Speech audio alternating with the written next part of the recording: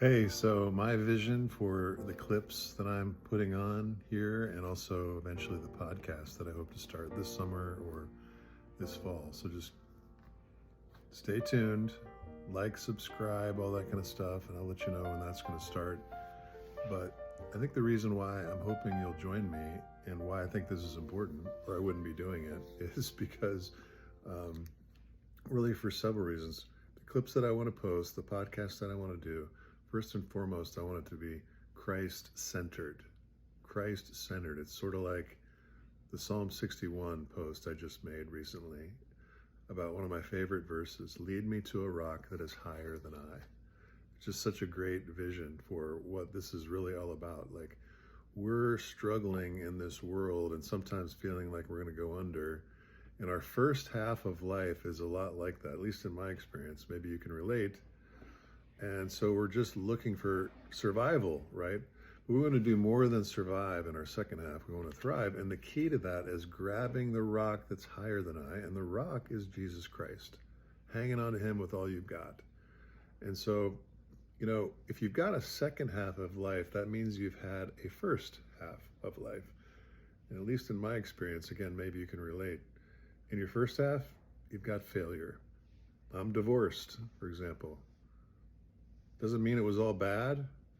I've got great kids, they're all believers, but I am divorced. That is a failure that I cannot escape. And there's a lot of shame associated with that and other things as well.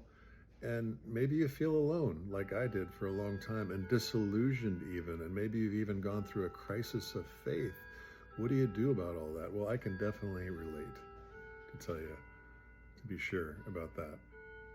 And so what I wanted to explore with you is really all aspects of a thriving second half. What does it look like? And I'm going to say, like, when I watch these clips, a lot of times it just seems like the person's got it all together. And I'm just going to put it right out there and say, I do not have it all together. I'm learning this as I go, and I'm learning it with you. And so just some examples, silly stuff like sports and whatever, or maybe like an episode about, should we really be farting and burping? I'm talking to the guys out there, especially. But I know you ladies sometimes do as well. Let's not kid ourselves. But, is it really grabbing onto the rock and being Christ-centered in your life to fart and burp in front of your spouse all the time or anybody else?